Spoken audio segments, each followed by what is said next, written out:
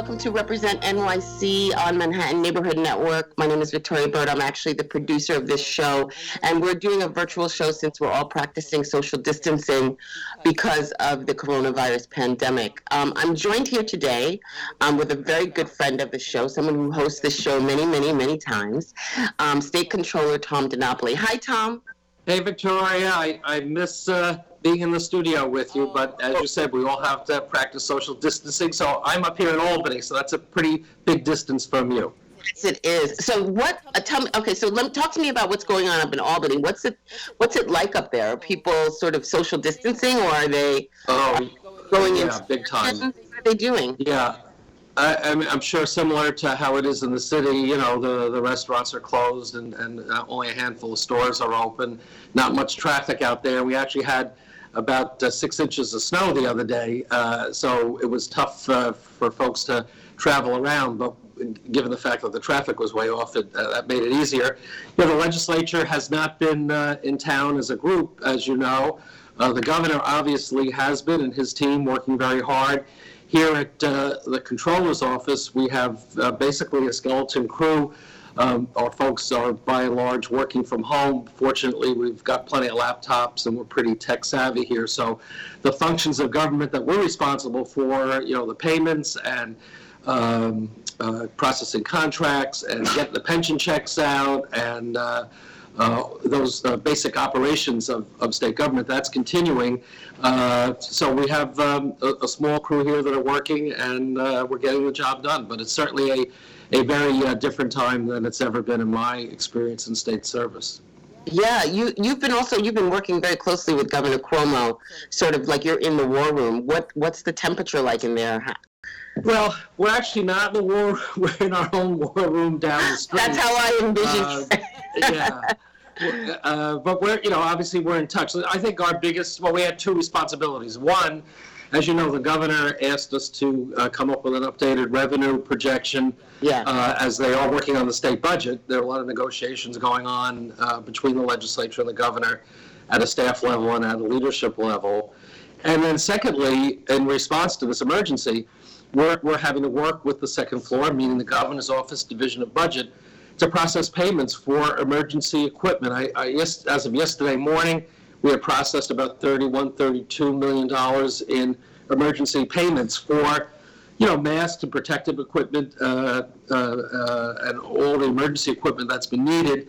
And I think we had another 15 to $18 million worth of payments that were pending. So we're coordinating that, you know, with the second floor. Obviously, the governor is taking the lead on the response, and, you know, I think he's provided excellent and very sure leadership that I think has really helped New Yorkers understand. But, you know, as we know from, you know, the national news conference yesterday, the president and his team, you know, talking about New York City as the epicenter of the New York metro area, I guess I should say, not just the city, the epicenter for the coronavirus crisis in our nation.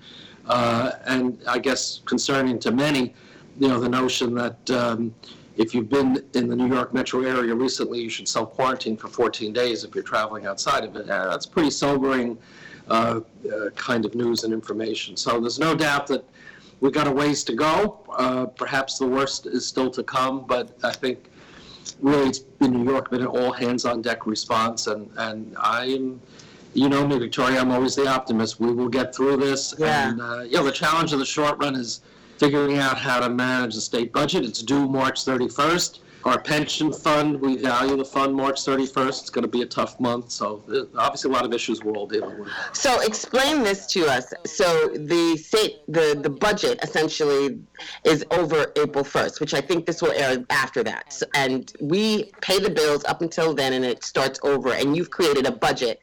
The legislature and the governor are supposed to come up with a budget, which is basically a spending plan for the coming year, by April 1st. And so you have been asked to look at the numbers of what will be coming in again. Is that correct? Correct. Yeah. So the budget that the governor unveiled back in January was based on certain assumptions. And then the end of February, the legislature and the governor were required to come up with what we call a revenue consensus, really looking at the current revenue picture. Is there more money, less money available? And they came up with a what we call a consensus agreement on revenue that said there was an additional $700 million in revenue available. Well, that was all pre-coronavirus crisis and impact. So the governor, I guess about 2 weeks ago now, asked me and my team to review the assumptions as far as tax revenue and, in a sense, update the projections. So we came back, I guess, looking at data as of Friday the 13th, so keep in mind the time frame, that said that, forget about the $700 million additional. In fact, an optimistic assessment that we came up with, looking at available data and economic analysis and consulting some smart people out there, that revenues would be optimistically $4 billion below what the governor had assumed in the executive budget proposal. And looking at it perhaps a little more realistically, revenues could be down by $7 billion or more. Mm-hmm. So a very different revenue picture. Now, again, updating it as of, I guess it was March 22nd, March 23rd, with more information on the crisis continuing to unfold, the budget director for the state, Rob Mojica, came out and said that their projections now are revenue shortfall of between 9 and 15 billion.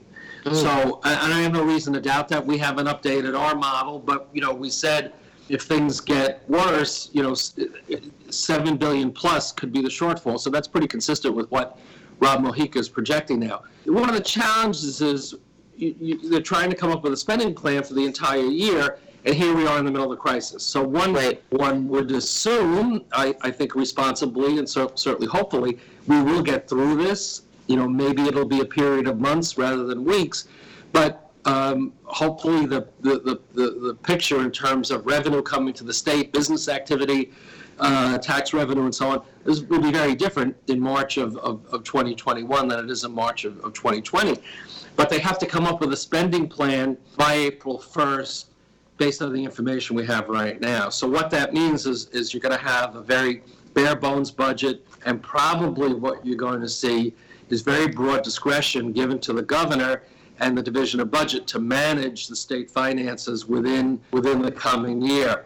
Keep in mind, when we talk about that shortfall, that's based on restaurants being closed, Broadway being closed, tourism being down, people not working, more money being spent on health care and on unemployment claims. So, however, we also know the federal government is coming up with a package and a response, relief, stimulus, both.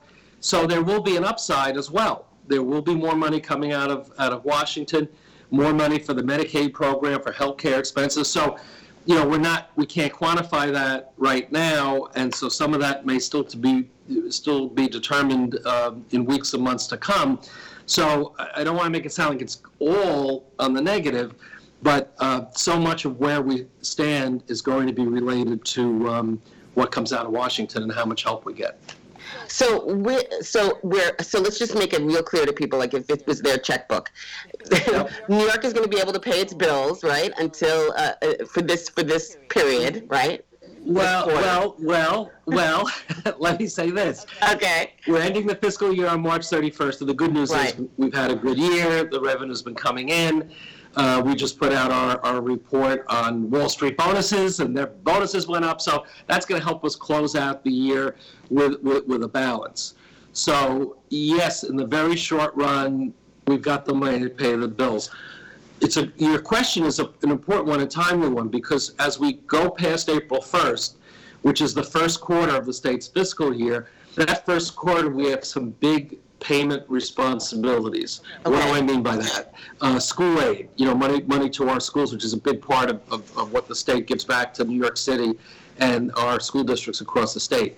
About $4 billion payment due in May, another $2 billion payment in June.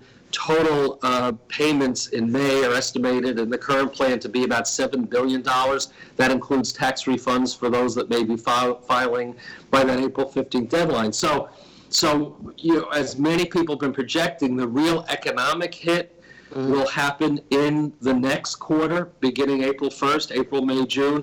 So if we're seeing the shortfall because of all of the economic dislocation. It's going to be hitting at a time that we have to pay a lot of those bills. And one of the concerns is, will we have enough money in the state's checkbook or checking account? Because besides the shortfall of the tax revenue because of all this economic dislocation and people not working and not spending, because the tax filing date has been now delayed to July 15th, certainly people who will be having to pay taxes, they're probably going to take advantage of that, right? And not file till July. That means less revenue coming to the state at a time that we have these big payments. So it really underscores the urgency of those federal dollars flowing to us as quickly as possible. New York State, we can't go bankrupt. We're not, a state can't go out of business. However, we can become insolvent. We can, in fact, not have the money in the checkbook. So, and that's our job to do the payments, right? The controller doesn't decide how much money to spend where. That's the governor and the legislature. Right. We have to look very carefully about the revenue and the payments that we're required to do. And I'm very concerned that we're going to have, whether or not we're going to have that money in the checkbook, as you appropriately describe it, to pay our bills for the next couple of months. I know that the federal government has been talking about a stimulus package. What do you, if you could have if you could write the check for us, what would you want us to get, and where would you want it to go? Well, the good news is, from what we're hearing, and there may be even more aid coming after this current package that they're working on. We would need everything on the table. So certainly more money to states very directly, particularly to help with healthcare costs. Right. It's great that they're going to give us more money for healthcare, but our costs are going up significantly as well. Money to deal with the unemployment claims and those costs. The MTA is a big issue for us in New York City. Right. The MTA depends on ridership, right? Right. Nobody's on the train. I was speaking to someone a little while ago who said that she's walking to work. That's me. Yeah. Right. Well, which a lot of people are doing if they're able to do it. But that fare revenue is way off, and we know Pat Ford, the head of the MTA, asked for a $4 billion bailout for the MTA. That seems to be what's happening. But again, depending on how long this crisis goes on, we may need even more support. MTA's finances were in tough shape to begin with. Support for businesses as well, particularly the small businesses that often are working on the margins, really struggling. So more direct support in terms of loans and ability. I mentioned the cash flow problem the state will be having. The businesses are having that too, making sure they have enough money to float them through this tough time.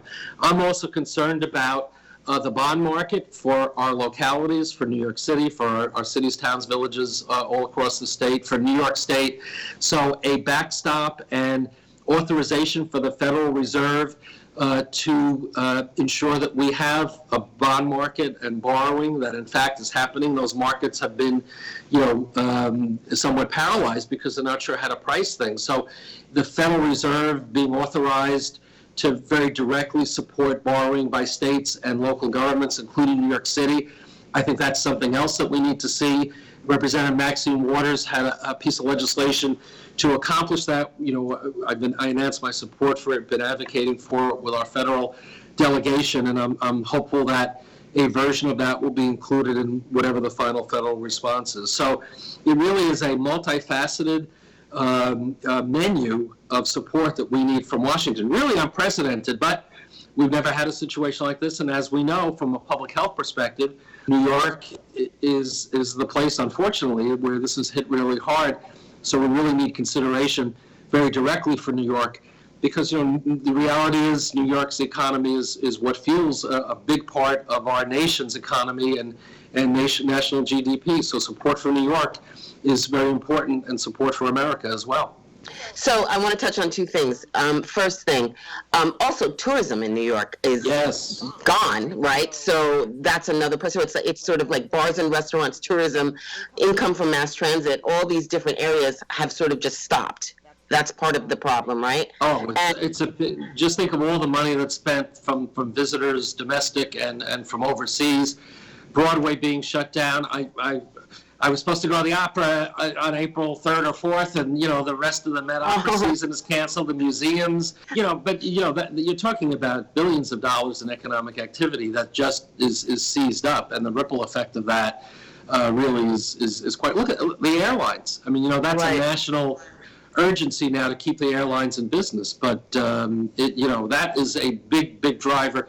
New York City's economy has been incredibly strong and resilient, and it's been more diversified in recent years. Years ago, everybody said, well, if Wall Street has a problem, then the city has a big problem. Well, we depend on Wall Street, but the city's economy, the tech sector, tourism, hospitality. Look at those that work in the hotel industry. Look at all those folks that are going to be unemployed for a period of time. I mean, the ripple effect of this is huge. Have we seen anything even close to this? I mean, 9/11 to me is, I remember the city being really crippled. The recession, 2008. I mean, have any of those past events been anything near what this is and what it's going to be? I certainly think in the short run the answer would be yes, but I think the latter part of how you phrased it is the real question. Mm-hmm. How is it going to be? I mean, 9/11 was a horrible moment, as we could recall living through. But, after a few weeks, we got past that moment. In a few months, the stock market crash. I mean, our pension fund lost 26% value in 1 year. Mm-hmm. A year later, we were up by 25%. So. Right. I think the problem we have now is you don't have a sense of when do we hit the bottom and when do we start to recover. I think the fair assumption is we haven't hit bottom yet, and you need to hit bottom before you can start making it back. And just look at, I mean, even in your own shop or my shop, how work patterns are very different. I suspect that many organizations, be it government, business, nonprofits, the whole notion of work, where we do it, how we do it, is going to be changed. And what that will mean long-term for the economy, I'm not really sure. What will it mean in terms of consumer confidence? Will people, you think of I think of my parents, they were Depression-era babies, and that mentality of living through the Depression very much colored how they live their lives. Yes. What about the folks today? We always talk about the millennials in various different ways. How will this affect the psyche of that millennial generation, which I guess now is even bigger than us baby boomers? That's me. You're younger than me. What will that mean in terms of saving and spending? So you just mentioned something. Yeah. You mentioned the state pension fund. Yep. Talk to me about where that stands and what people who expect and rely on that money. What's the status of that? How is that looking? Well, my hair's gotten a little grayer since you last saw me given this month. As I mentioned, we value our fund March 31st. The city funds are on a different schedule. So there's no doubt that March is not going to be a great month, and we were headed really for a very positive double-digit return. So a couple of points on the good news side. We went into the downturn in a very strong way. So just as in 10 years ago, in 08 and 09, with the global financial crisis, we were able to bounce back pretty quickly. I'm confident that even if this year is going to be a negative year, we will be able to bounce back as the economy recovers. And the way we value the fund, because then what this translates into is what we charge our government employers to contribute to the fund. So when we have a negative year, it potentially means that we're going to have to increase that contribution rate. But we don't do it just on 1 year. We do what we call a 5-year averaging. So we've had positive years. If this is a negative year, it'll be averaged out. But it also shows that down the road there could still be an economic impact, because my role as trustee is to keep our pension fund well funded. We're one of the best funded state plans in the country.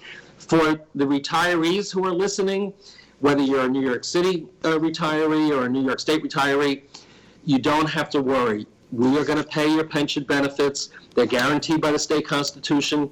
Certainly for our state plan that I'm most familiar with, and I think by and large is true for the city plans as well, we're better funded than almost all public pension plans in the country. So we have the money for our retirees. I don't want the retirees to worry that, the pension fund's going to be down. I won't be able to get my pension check. No.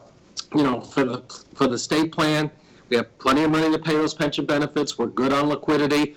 The issue is going to be moving forward. How can we keep the plan well funded without having to significantly increase what we charge to our government employers? And that's why, we're looking very carefully at our asset allocation. My view is that we have a lot of confidence in it. We just updated it recently, and actually We've lowered our assumed rate of return prior to the crisis. We're actually been reducing some of our exposure to public equities, the stock market. So I think we're well positioned.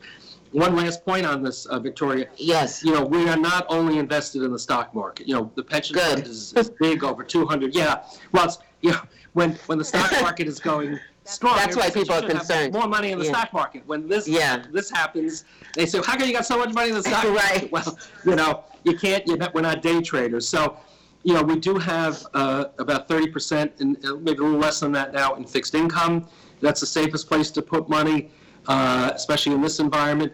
And we have about 25% in alternatives, real estate, private equity, and so on, which will not feel the shock as immediately as the public markets. But obviously, a big part of the portfolio is in the stocks that we're familiar with, and we see what's been happening of late. So I know I only have you for a few more minutes because you're going to do another Facebook event, I think, a town hall. Yes, down in Ulster County, Kingston. Yeah. So I want to just ask, people are throwing words around, we're going to be in a recession, we're in a recession, it's happening. How bad do you think this is going to get? You talked about hitting the bottom. What does that even look like? Well, what's even more concerning is some very smart people are throwing around the D word, depression. Even more than look. Certainly, in the short run, you're talking about a recessionary time, and at the rate that we're going, it could certainly be a severe recession. I certainly hope and don't expect that it will be a depression, but who knows? We're in uncharted territory. I guess one of the good news pieces compared to some other times that the banking system is not. That's not what the problem is. It's a public health problem, right? Mm-hmm. Public health crisis and what that does to the markets and to people's psychology and panic and so on. So, again, it's where leadership is important, and I've been pleased with the very steady leadership that Governor Cuomo has been putting forward. I think people are, being sensible. There's been some criticism not everybody's doing the social distancing and watching out as they should, but I think most people, by and large, get it. Maybe some products aren't available in the stores and supermarkets, but I know when I'm home, the rare moments on Long Island, I've been able to get what I need from the supermarket, and I think most people have been able to get the essentials. Right. So I do think that we will get out of this. The key thing will be, when will the number of cases diagnosed start to level off and go down, and until that happens, and until the economy gets going again, people going back shopping, restaurants, Broadway, all the things we talked about, certainly people going back to work and getting paid, especially our hourly workers who are being hit. This federal stimulus money, the money that'll cash going directly to people, they're talking about, $1,200 for people earning over $75,000. All of that, I think, will keep the economy going through this tough time. And if we are going to be in a recessionary time, I am of the opinion that once we get things back to whatever the new normal will be, we will see a quick resumption of economic activity. People's expectations and demands and desires will be very pent up to be out there again and to go shopping and to restaurants and hopefully travel. It may take some time, which is why I really think, not just for the state, but all across the board, this first quarter of our fiscal year, the second quarter of the calendar year, starting April 1st, April, May, June 2020 could be tough months. Let's hope that by July, we'll start to see things turn very much for the better. And certainly when we talk a year from now, we'll say, wow, we got through it. But I think in the short run, very tough economy. And again, let's be optimistic. New York City's economy has shown great strength, great resilience. Why? Because we have New Yorkers, the backbone of our economy. Smart people, energetic people, tough people. So I'm going to be the optimist, even if we're in a recessionary time for a period. When we're able to go back to our normal routines, it's going to come back really strong. I have that kind of confidence. And that's just not false hope. I think that's based on 66 years of living in the New York metro area and going through tough times. We'll get through it, Victoria. We'll get through it one day at a time, right? That's what we have to do. 1 hour at a time. Yes, exactly. Tom, thank you so much. I really appreciate you taking the time to talk with us today. Well, I look forward to being back in the studio with you. And my friend, you and your wonderful crew, stay safe, stay well. And I really look forward to us being back together in the studio. Yes, same to you guys. Thank you, Tom. Thank you for watching Represent NYC here on MNN and on Facebook Live, and we'll be back shortly. Thanks.